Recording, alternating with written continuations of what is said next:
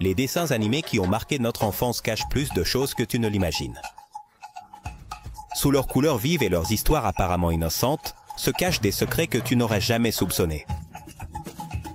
Des théories déconcertantes sur la véritable parenté de personnages emblématiques, aux révélations choquantes de scénarios qui connectent des mondes animés, cela t'amènera à explorer le côté caché des séries que tu pensais connaître, pour remettre en question tout ce que tu tenais pour acquis.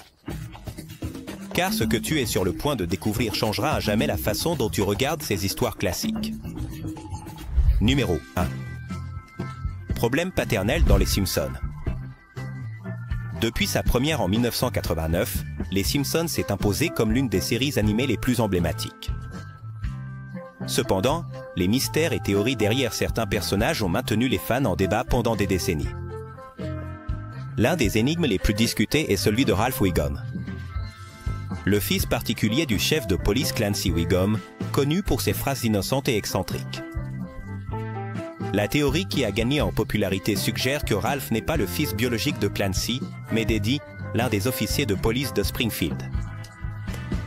Cette hypothèse repose sur la ressemblance physique évidente entre Ralph et Eddie, qui partagent des coiffures similaires et certaines expressions faciales.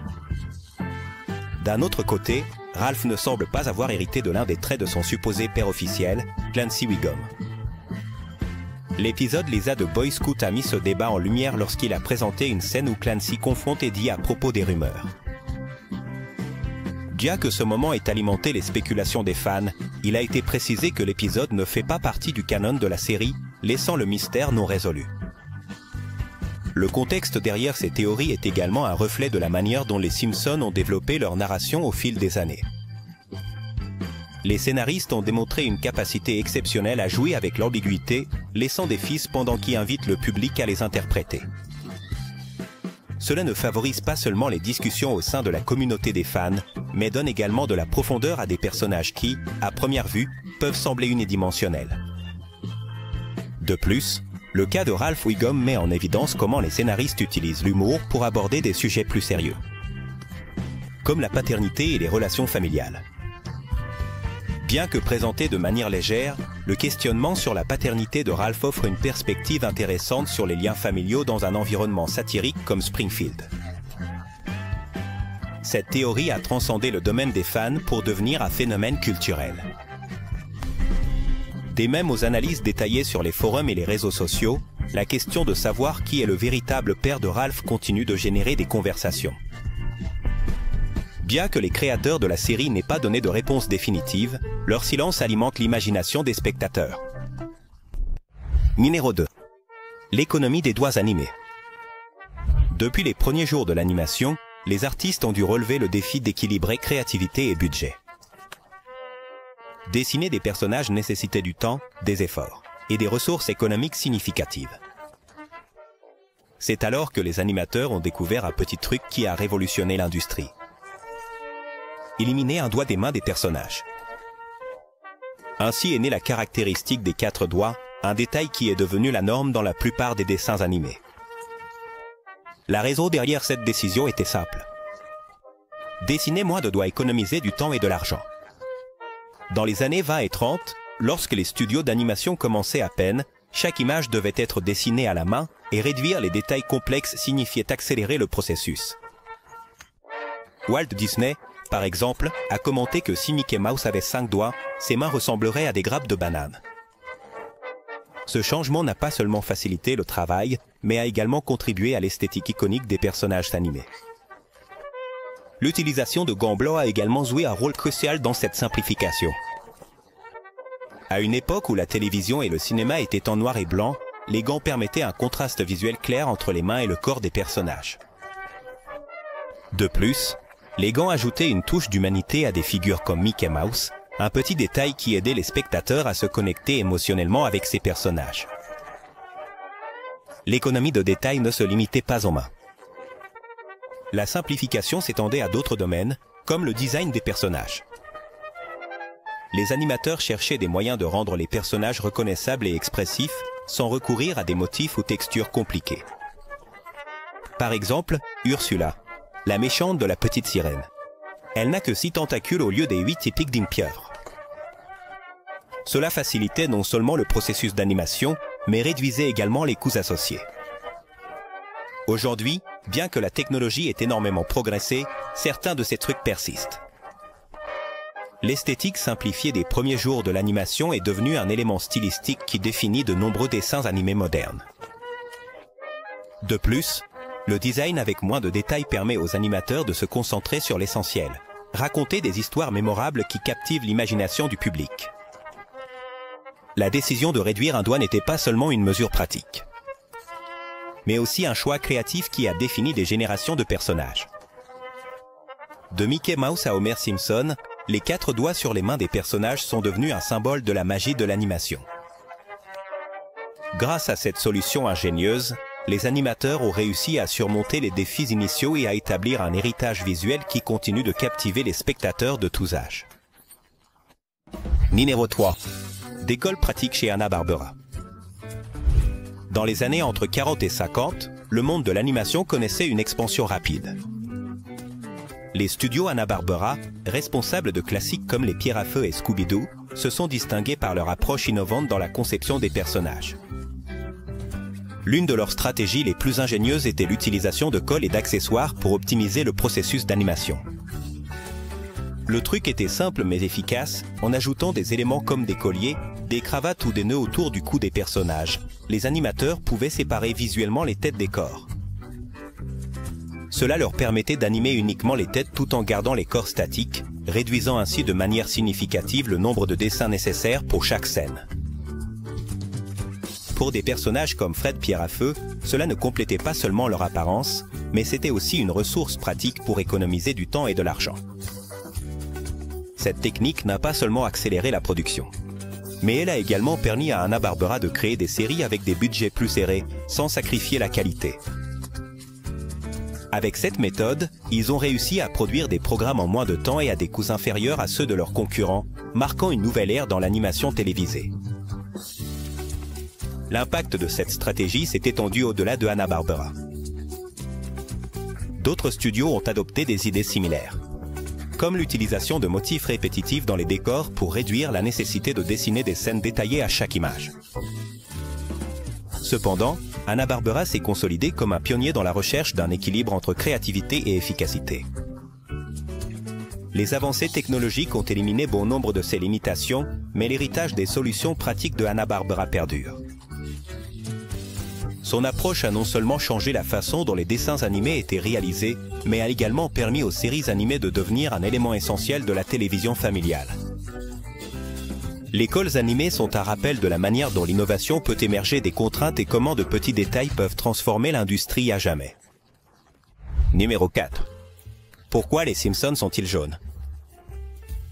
Quand nous pensons aux Simpsons, la première chose qui vient à l'esprit est leur couleur jaune vif. Ce trait distinctif n'est pas seulement un choix esthétique aléatoire, mais le résultat d'une série de décisions intelligentes conçues pour rendre les personnages inoubliables et se démarquer à la télévision. Mais pourquoi exactement jaune? L'histoire des Simpsons commence avec Matt Groening, qui a créé la famille en attendant une réunion avec le producteur Jay Ansel. Brooks, en 1985. Au lieu d'adapter sa bande dessinée, La vie en enfer, Groening a décidé de créer quelque chose de nouveau et rapide. C'est ainsi que sont nés Homer, Marge, Bart, Lisa et Maggie, inspirés par sa propre famille. Cependant, Groening leur a donné un design unique pour les différencier des autres personnages animés à la télévision. La couleur jaune a été une décision stratégique. Dans les années 80, les dessins animés avaient généralement des tons de peau plus traditionnels ou des couleurs intenses comme le bleu. Le jaune, en revanche, offrait un équilibre parfait. Il était suffisamment accrocheur pour capter l'attention des téléspectateurs en changeant de chaîne et suffisamment unique pour être associé exclusivement aux Simpsons. De plus, à la télévision de l'époque, les couleurs vibrantes étaient cruciales pour se démarquer sur les écrans à tubes où les nuances pouvaient facilement se perdre. Un autre facteur derrière le jaune est sa capacité à fonctionner comme une couleur hybride. Les concepteurs de personnages ont été confrontés au défi de créer des figures mémorables qui étaient faciles à animer. Les cheveux de Bart, Lisa et Maggie, par exemple, n'ont pas de ligne de séparation claire qui les distingue de leur peau. Cela aurait pu compliquer l'animation si des tons traditionnels avaient été choisis. Le jaune a résolu ce problème car il pouvait représenter à la fois les cheveux et la peau de manière cohérente, éliminant ainsi le besoin de détails supplémentaires. En plus de l'aspect pratique, le jaune a un effet psychologique sur les spectateurs. C'est une couleur associée à l'énergie, la joie et la créativité, des caractéristiques qui définissent l'esprit de la série. En combinant cette teinte avec un design minimaliste et exagéré, les Simpsons sont devenus une icône visuelle immédiatement reconnaissable partout dans le monde. Le design des Simpsons a également été intentionnellement particulier pour les différencier des autres habitants de Springfield. Les coupes de cheveux pointus de Bart et Lisa, la coiffure en ruche de Maggie et les formes arrondies et simplifiées des personnages les font ressortir en tant que protagonistes. Alors que d'autres personnages secondaires ont des designs plus conventionnels, la famille Simpson s'assure de rester dans la mémoire collective. Au cours de plus de 3 décennies, le jaune est devenu synonyme des Simpsons. Leur choix initial n'était pas seulement pratique et mémorable, mais il a également établi une norme sur la façon dont un design intelligent peut définir une série. En fin de compte, cette teinte jaune vif est bien plus qu'une couleur. C'est un symbole de l'ingéniosité et de la créativité derrière l'une des séries les plus influentes de tous les temps. Numéro 5. Scooby-Doo, un extraterrestre Anunnaki. Depuis ses débuts en 1969, Scooby-Doo est devenu une figure emblématique dans le monde des dessins animés. Aux côtés de la bande Mystère et compagnie, il a résolu des centaines de cas et affronté d'innombrables méchants déguisés. Cependant, dans la série Scooby-Doo Mystère Associé de 2010, le grand Danois bien-aimé a fait l'objet d'une révélation choquante. Scooby pourrait ne pas être un simple chien parlant, mais un extraterrestre interdimensionnel connu sous le nom d'Anunnaki. Dans cette série, les Anunnaki sont présentés comme une race extraterrestre qui visite la Terre lors d'événements cosmiques spéciaux, comme le phénomène de Nibiru, qui se produit tous les milliers d'années. Selon l'intrigue, ces créatures ne possèdent pas de forme physique propre et, en traversant dans le monde terrestre, elles ont besoin d'habiter des corps d'animaux. Cela explique l'existence de créatures mythologiques et d'êtres sensibles dans la narration du programme. L'un de ces êtres n'est autre que Scooby-Doo. La révélation que Scooby est un Anunnaki introduit une dimension complètement nouvelle au personnage. Il n'est pas seulement le compagnon adorable de Shaggy, mais aussi un être de grand pouvoir et mystère. Selon la série, certains Anunnaki sont bienveillants, tandis que d'autres ont des intentions malveillantes. Cela laisse ouverte la possibilité que Scooby soit une force positive, bien que la série joue avec l'incertitude concernant ses véritables intentions. Cette théorie offre une nouvelle interprétation de l'univers de Scooby-Doo. L'idée qu'un extraterrestre choisit d'habiter un chien pour interagir avec les humains ajoute de la profondeur à une histoire qui, pendant des décennies, s'est concentrée sur des mystères terrestres. De plus, cela soulève des questions intrigantes. Pourquoi Scooby a-t-il choisi Shaggy et la bande? Quel est son but final sur Terre? L'épisode inclut également des références à la mythologie réelle des Anunnaki, une civilisation mentionnée dans les textes anciens de Mésopotamie, ce qui ajoute une couche de complexité pour les spectateurs plus adultes. Ce mélange de science-fiction, d'histoire et de l'humour typique de Scooby-Doo aboutit à une narration captivante qui va bien au-delà des espiègleries habituelles du groupe. Bien que la révélation de Scooby en tant qu'Anunnaki soit exclusive à cette série et ne fasse pas partie du canon officiel, elle a laissé une empreinte significative chez les fans. Les discussions sur les forums et les réseaux sociaux n'ont pas tardé à émerger, avec des théories tentant de relier cette idée aux épisodes classiques et aux films de la franchise. Au cœur de cette intrigue, Scooby-Doo reste le personnage adoré que nous avons toujours connu.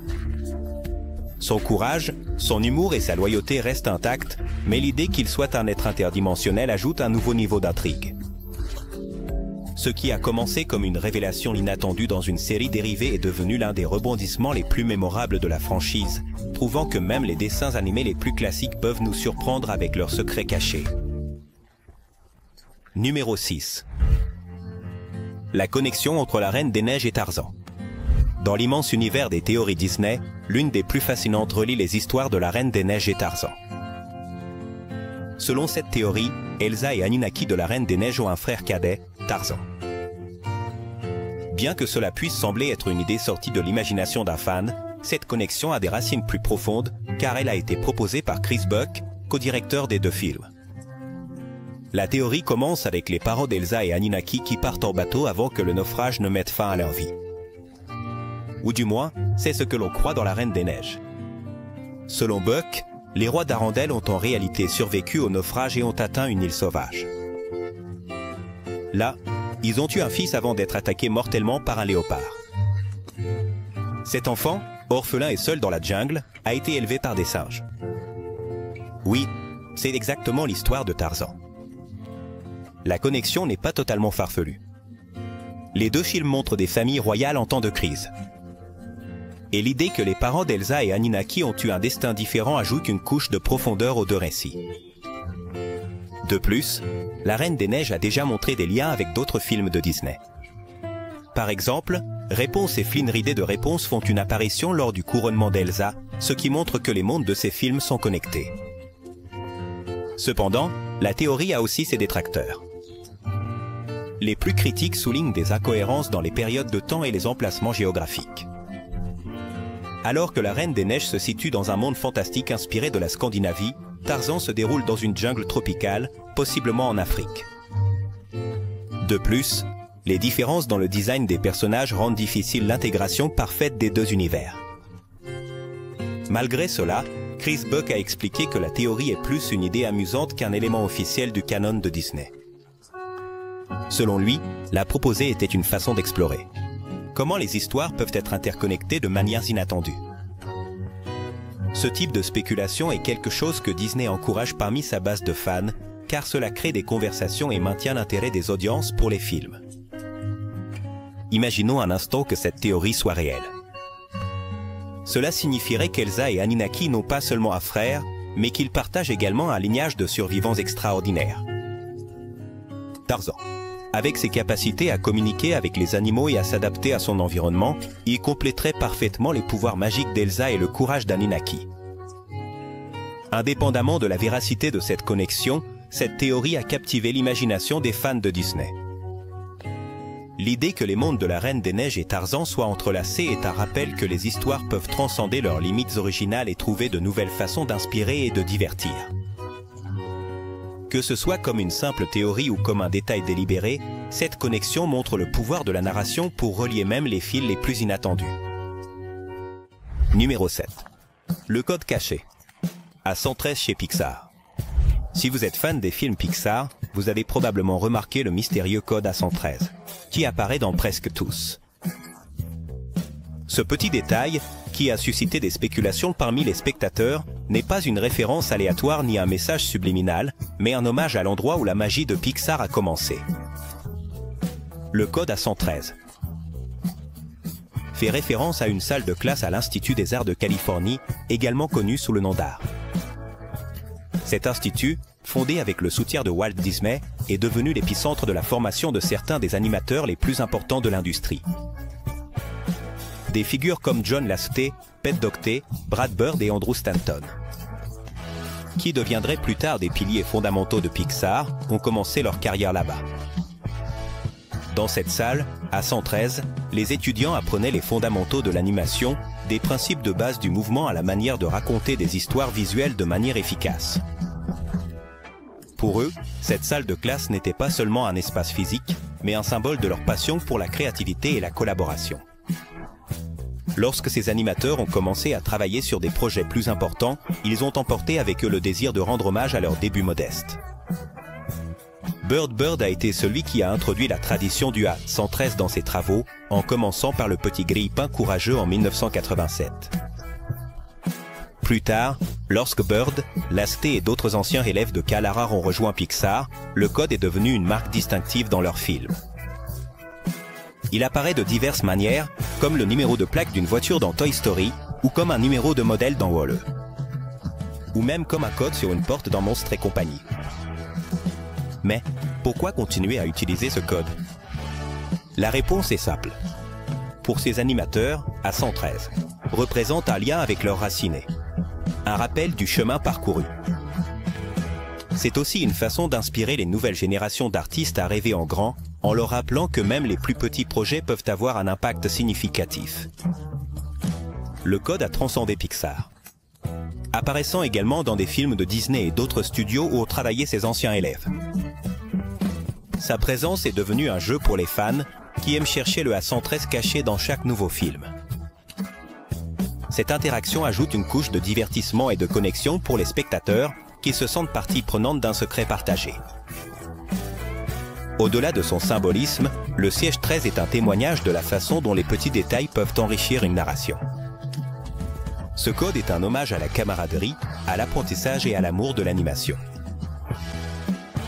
Chaque fois qu'il apparaît à l'écran, il rappelle aux fans que derrière chaque film, il y a une équipe de personnes passionnées, engagées à créer des histoires qui transcendent le temps et les générations. Minérolite, la véritable biologie du monde de Nemo. Le monde de Nemo est l'un des films les plus appréciés de Pixar, une histoire émouvante sur un père qui parcourt l'océan à la recherche de son fils perdu. Cependant, si l'on analysait l'intrigue sous l'angle de la biologie marine, le film serait beaucoup moins adapté aux enfants. Cela est dû aux caractéristiques reproductives surprenantes des poissons clowns, qui ajoutent un rebondissement inattendu à l'histoire. Dans la nature, les poissons clowns sont des hermaphrodites séquentiels. Ce qui signifie qu'ils naissent tous biologiquement mâles, mais ont la capacité de se transformer en femelles lorsque la hiérarchie du groupe l'exige.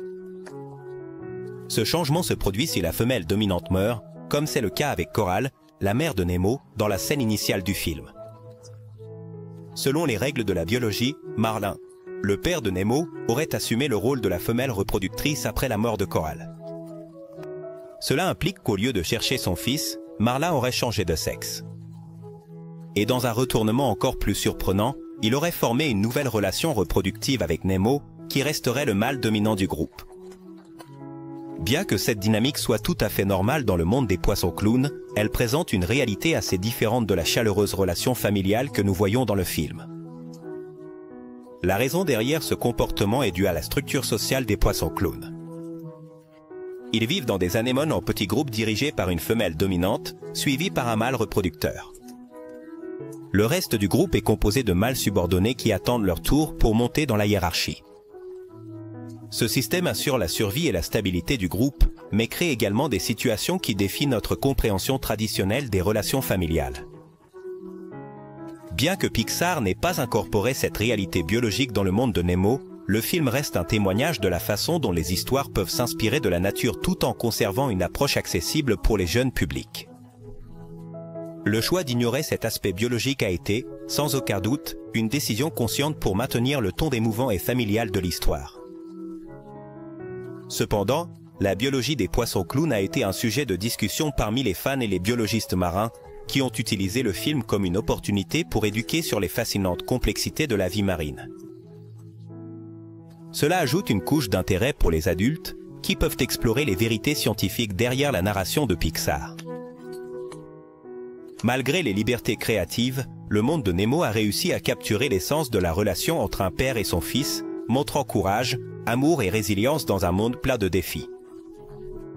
L'histoire de Marin et Nemo reste un rappel de la façon dont l'animation peut combiner divertissement et exploration de thèmes universels. Certains détails biologiques sont même omis, ce qui pourrait radicalement changer la perception de l'intrigue. Numéro 9. La métaphore environnementale dans Bob l'éponge. Depuis ses débuts en 1999, Bob l'éponge est synonyme de divertissement absurde et d'aventure marine. Cependant, sous sa surface colorée et ses blagues extravagantes, certains fans croient que la série contient un message beaucoup plus profond. Une métaphore environnementale qui expose les problèmes du changement climatique et de la pollution marine. Selon cette théorie, chaque personnage principal de Bob l'éponge symbolise un aspect spécifique des problèmes environnementaux et sociaux qui affectent l'océan. Par exemple, Bob l'éponge, qui ressemble plus à une éponge de cuisine synthétique qu'à une véritable éponge marine, représente la pollution causée par les produits fabriqués par l'homme. Sa personnalité optimiste et travailleuse pourrait être vue comme une tentative désespérée de maintenir un environnement positif dans un monde confronté à des défis écologiques. Patrick, l'ami insouciant de Bob l'éponge, personnifie l'indifférence généralisée de la société envers la dégradation environnementale. Son attitude paresseuse et son manque d'intérêt pour ce qui se passe autour de lui reflètent comment beaucoup de personnes ignorent les conséquences du changement climatique.